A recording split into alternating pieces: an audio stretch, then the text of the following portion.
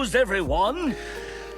All right, if you guys do ever have anything you want me to talk about, make sure you jump into the Discord, and there's a news channel that you can drop whatever articles you would like. Well, I mean, as long as you're coming in and not being wild, we do have to allow some of those things. Now let's go ahead and start off with this first article from Jez Corden.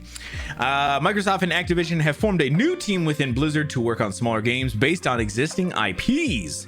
For some reason, I felt like this was something we had already talked about, but I don't think it is.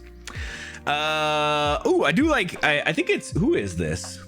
Get the Windows Central. Windows Central does this thing where they tell you what you need to know, so you don't have to read the whole article. You can get some bullet points if you need some TLDRs. I love that. Over the past few weeks, many King employees have switched their LinkedIn profiles to King, or from King to Blizzard.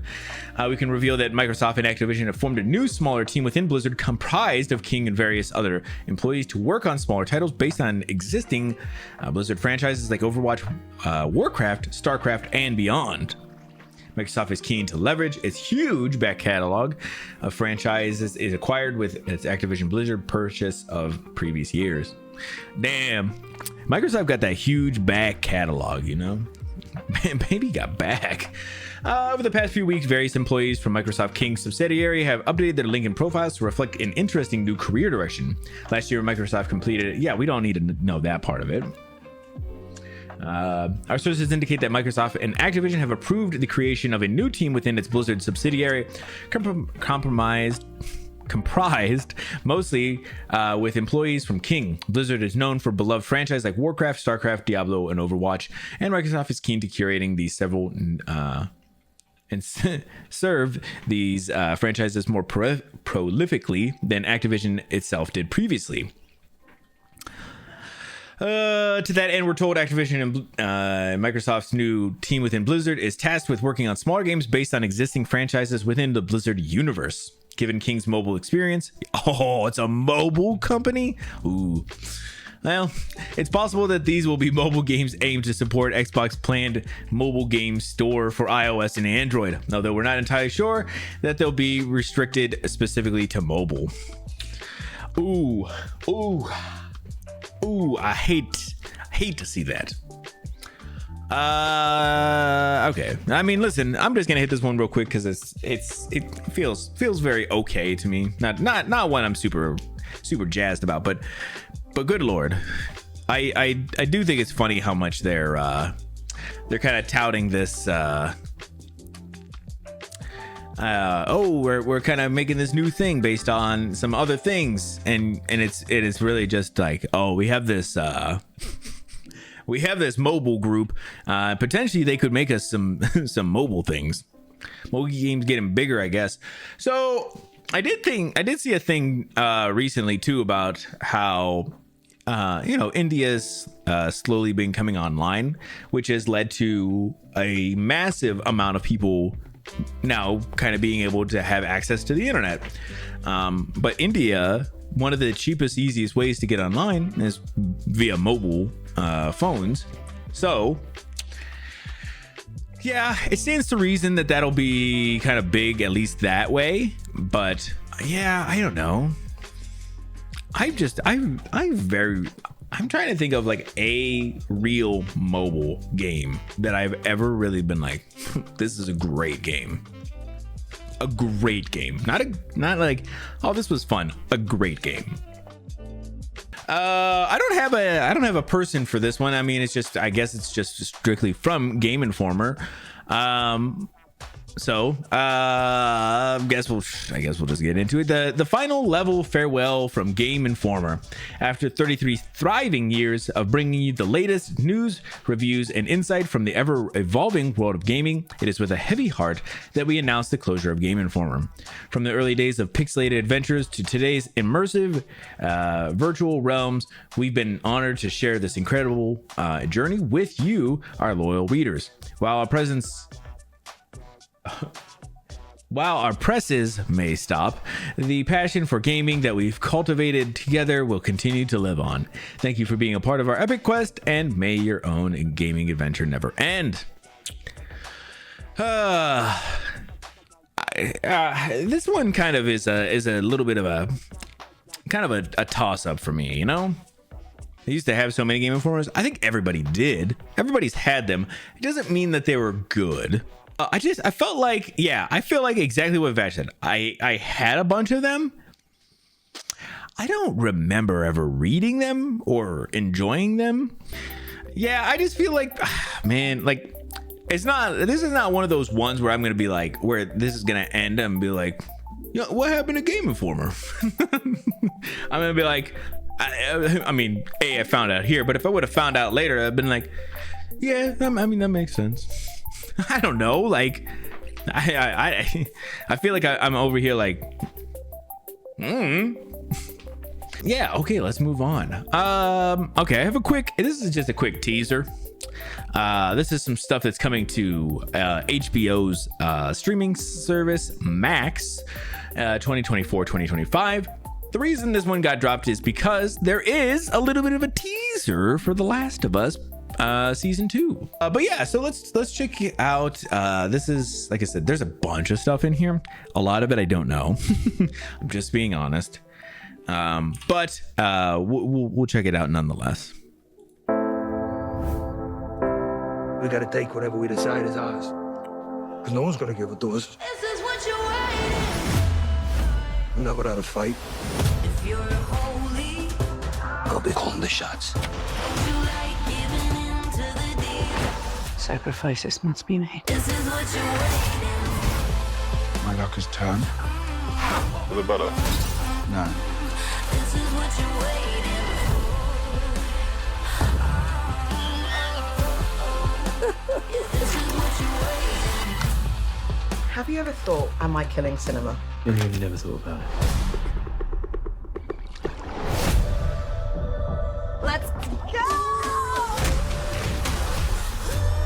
Hi, Dad! This is what you're waiting for. What happens in Thailand stays in Thailand. Very exciting. This is what you're waiting for. I know when you've set your mind on a thing, no one can stop you. This ain't America. This is daring. You and I? I'm Sir Duncan de Paul. Did you hurt her? Then what? What did you do?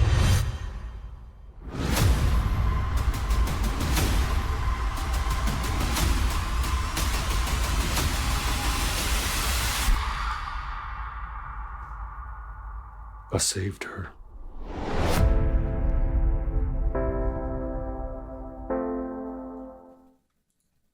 All right.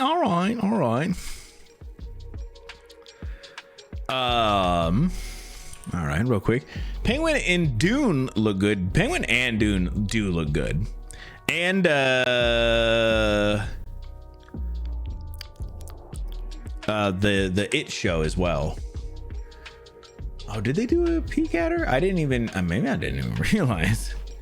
I feel like I need to bring this in a little bit. I did see they got the Seraphites. Very cool.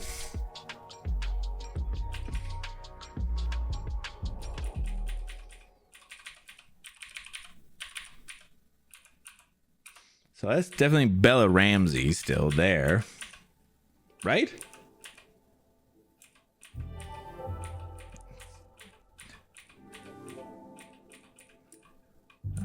Sorry, you're just hearing a lot of click clacking on my keyboard here. I do like they got Isaac as well. Good Isaac showing here. Oh, is that her? Oh yeah, it totally is there. I mean, listen, she bundled up. You can't even tell. Can't even tell there.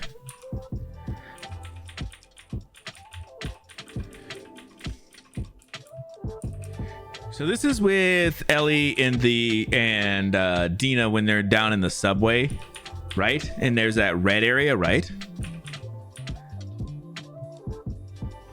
That's cool. That's a cool area.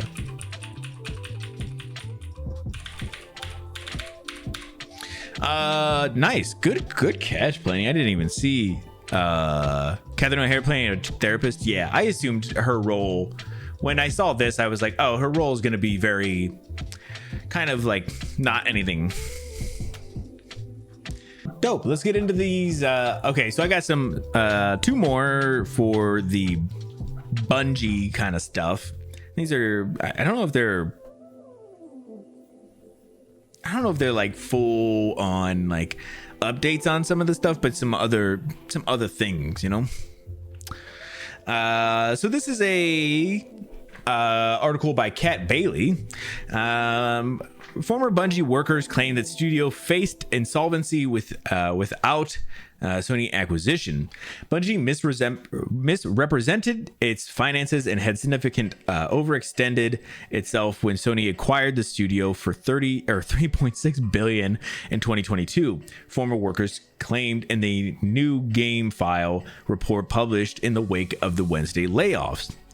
It was apparently bad enough that at least one source described as a well-connected former worker went so far as to claim that Bungie faced dire consequences if the acquisition didn't happen, saying that the alternate history is insolvency.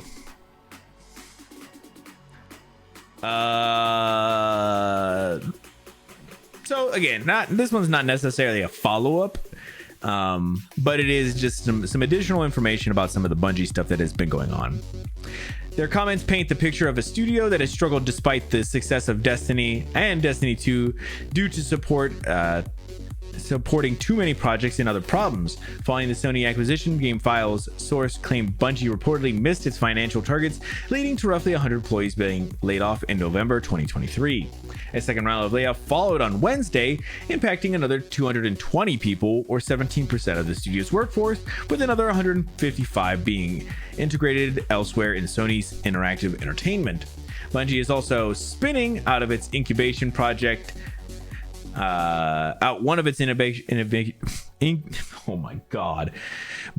is also spinning out one of its incubation projects to form a new studio under the Sony banner. Yeah, PlayStation banner. Yeah, so this is some of the same stuff, but it sounded like they were not doing well, which again, not kind of what I already thought of everything, you know, of what was going on here. They gave me a lot of those vibes, so I definitely felt that. So this other one is some other Destiny stuff as well. Just again, some updates on some things. This one's by Adam Bankhurst. Bungie is reportedly not working on Destiny 3 and will focus on smaller Destiny 2 updates that may be free. When I was talking about everything the other day, somebody specifically, I don't remember who, had said something about Bungie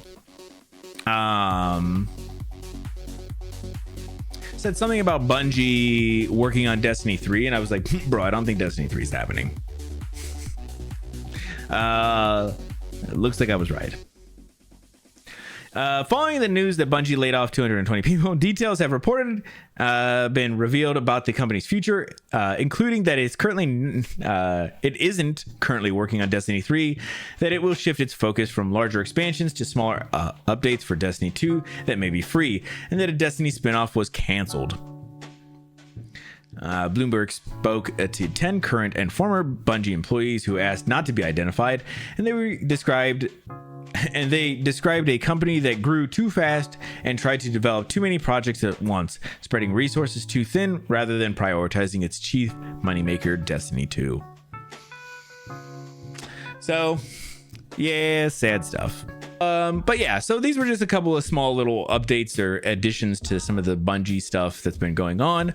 But yeah, not a lot of new information, just kind of the employees all kind of being like,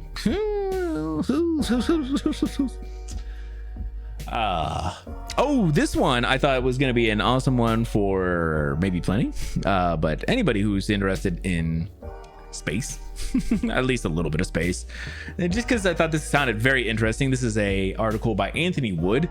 Scientists are hoping to safeguard Earth's biodiversity by locking it away on an ark on the moon. interesting.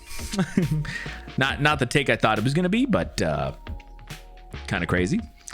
Scientists are looking to create a lunar ark of cryogenically preserved animal samples on the moon, all in an attempt to safeguard Earth's declining biodiversity and fully support future efforts to terraform inhospitable planets.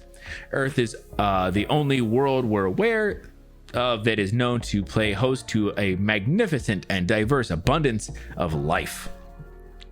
However, a host of factors ranging from overexploitation to climate change have forced biodiversity on Earth to plunge into a dramatic decline. Some scientists believe that we have entered a sixth mass extinction event of life on our planet, in which ecosystems are becoming destabilized and countless species are faced extinction threats that are accelerating at a rate beyond our ability to counter. Now, an international group of scientists have come together to propose a ambitious, decades-long endeavor, which would see partners attempt to preserve our planet's biodiversity by storing samples taken from across the animal kingdom in a vault on the moon. I love this idea that everybody thinks that we're just gonna use the moon as they're like, hey, we'll put some colonies up there, which is, I've seen some shit about that. Why? But they're like, just put some stuff up on the moon, and then they're like, hey, we'll also use it as like a temporary storage locker. We don't have a lot of space here. Just put it on the moon for right now. We'll deal with it later. All right. Several institutions already exist in the present day that specialize in storing cryogenically frozen living cells, which can potentially stay alive for hundreds of years before being thawed out. These can be analyzed by scientists hoping to recover DNA, cells, and even entire organisms. The problem is that the Earth's facilities require expert human management and ready supplies of electricity and liquid nitrogen. On top of that, they are vulnerable to war, natural disaster, and a host of other dangers. We need more space for things. Bro, did bro just say space? He say space? Space?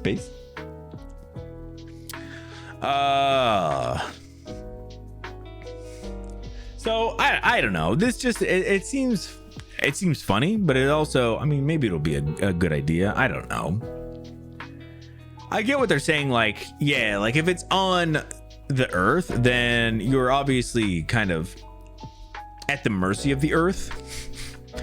But if it's on the moon, like, bro, the time to get there and back to get what you need, like, it's not the grocery store, bro. You can't just hop in the car and go down there. You gotta you gotta do a whole thing, man. This is a article by Alexandra Del Rosario. David Lynch has emphysema that limits his directing. He proclaims, "I will never retire." He's got emphysema? Does he know from what? Like, I thought people got emphysema from like smoking and stuff. David Lynch, the iconic screenwriter and director behind surrealist staples such as Twin Peaks and Eraserhead, has been diagnosed with emphysema, and he says it has taken a toll on his ability to direct. Smoking, right? Okay. Damn. He was just like, but I gotta smoke, it makes me look so cool. The 78-year-old filmmaker, artist, and musician revealed in a recent interview that he has gotten emphysema from smoking so long during his life. He told Sight and Sound magazine in a cover story published Monday that as a result, I'm homebound whether I like it or not. It would be very bad for me to get sick, Lynch told the magazine, according to The Independent. Lynch earned mainstream and alright. Okay, well, we don't care about that, do we?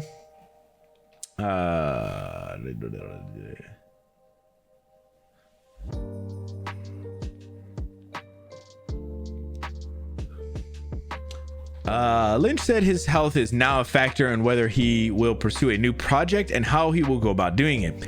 I would do it remotely if it comes to it, he said. I would like that so much. I wouldn't like that so much. Oh, emphysema is a lung condition that causes shortness of breath and caused by long-term exposure to airborne irritants such as tobacco smoke, according to the Mayo Clinic. People who have emphysema are also likely to develop heart problems, a collapsed lung, and large empty spaces or bullies in their lungs. How do you say that word?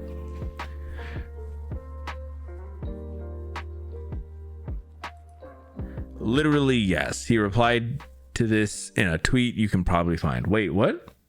I have to say I enjoyed smoking very much, and I do love tobacco. The smell of it, lighting cigarettes on fire, smoking them, but there's a price to pay for this enjoyment. All right, well, he did say he likes it. David Lynch is fucking wild. And David Lynch was like, bro, I got it from smoking, but did you see how cool I looked? He literally something like, yeah, but like I love doing it. So I mean, listen, if you're doing it, be unapologetic about what it is, right? Like if you like it, like, yeah, this is the price I pay for it. But I mean, listen, I can't even be mad at him. All right, one more. This is by Kat Bailey as well. Disney Plus is doing another price increase to $15.99 per month or $16 for ad-free tier, more than doubling what it was at launch. This is kind of crazy, only because it is, I believe, like, I think it's like the 4th time since it's launched, I believe. I think they even say it. So Disney Plus is raising its subscription price, marking the 4th increase in 5 years since it launched. So in 5 years, they were like, ooh. 4 times they were like, yeah, we gotta raise these prices. So originally priced at about $7, subscribers now have to pay $16 for the services ad-free tier. Sorry, more than double what it was in 2019. Oh yeah, the price increase will go into effect on October 17th. So yeah, just crazy. Not like I said, this one I guess I haven't really said, but this is not even like, it was not one that I was going to do a whole bunch of talking about, but I wanted to bring up because it's crazy. Because they're raising the price, but 4 times in 5 years. Like Disney, I don't know what they think they have over there,